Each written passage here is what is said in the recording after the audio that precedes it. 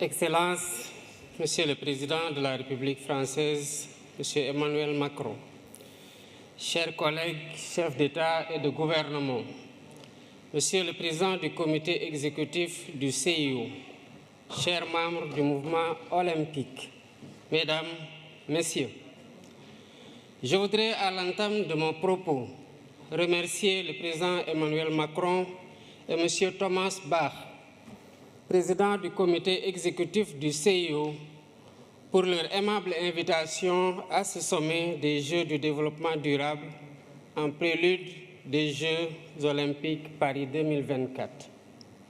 J'adresse à la France, pays hôte, et au mouvement olympique mes meilleurs vœux de succès pour ce rendez-vous de l'excellence sportive mondiale et de la fraternité humaine.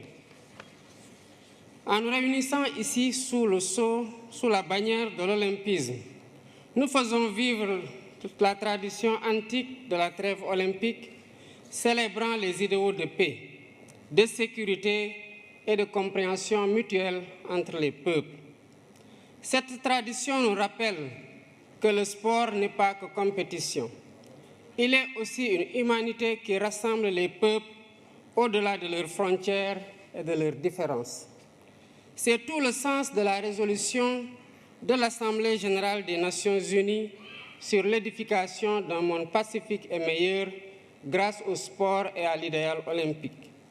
Cependant, force est de constater que l'idéal olympique est aujourd'hui mis à rude épreuve par la tragédie de la guerre, de la violence sous toutes ses formes et des inégalités sans cesse croissantes au sein et entre les nations. Mesdames et Messieurs, ce sommet qui s'inscrit dans la continuité du pacte de Paris pour les peuples et la planète et la perspective du sommet de l'avenir en septembre prochain à New York nous interpelle sur l'urgence d'œuvrer de façon plus résolue à la réalisation des objectifs de développement durable. Inspirée par l'idéal olympique, notre rencontre devrait sonner le réveil des consciences sur les inéquités persistantes d'un ordre mondial historiquement dépassé. Si nous voulons que les choses changent, il nous faut changer les règles du jeu. Je pense à l'évasion fiscale, aux congés fiscaux abusifs et aux autres flux financiers illicites qui privent nos pays de ressources vitales au financement du développement. Je pense à la question lancinante du traitement juste et équitable de la dette ainsi qu'au système de notation biaisé sur l'évaluation du risque concernant l'Afrique.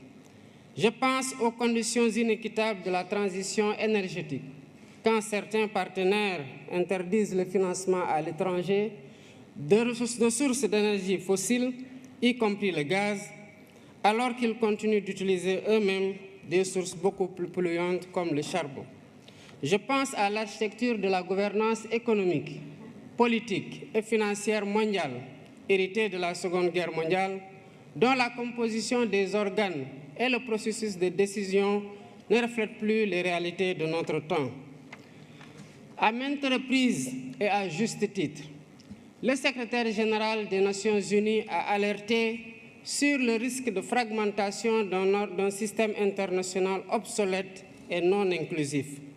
À l'évidence, un système qui perpétue le statu quo et ignore les besoins légitimes de sa grande majorité crée les germes de sa remise en cause et la recherche de voies alternatives.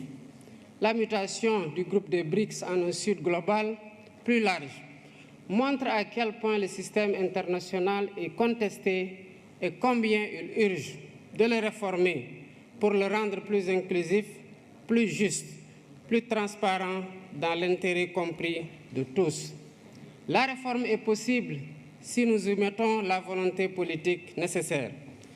Excellences, Mesdames et Messieurs, dans 2 ans, le Sénégal accueillera le premier événement de l'olympisme en Afrique avec les Jeux olympiques de la jeunesse.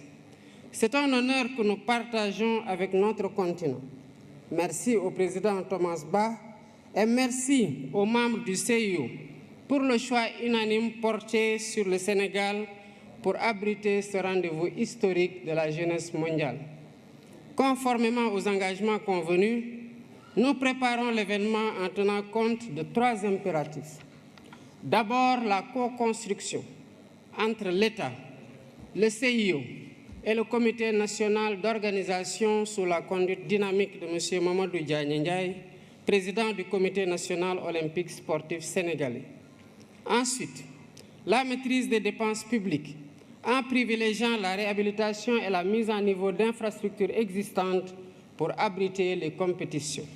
Enfin, le suivi renforcé des questions de sécurité, d'hébergement, de transport, de restauration et de santé, entre autres.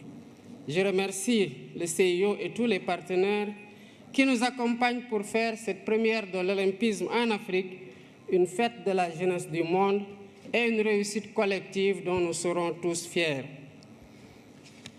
Je saisis l'occasion pour attirer l'attention du sommet sur le fléau insupportable du racisme et de la discrimination raciale qui continue de gangréner le sport dans un contexte de banalisation des discours haineux et xénophobes. Face au racisme,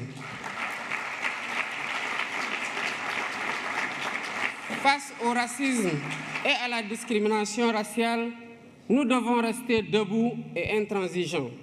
C'est ainsi que nous pourrons mieux protéger les valeurs cardinales de l'olympisme et célébrer ensemble sa magnifique devise « Citius, Altius, Fortius ».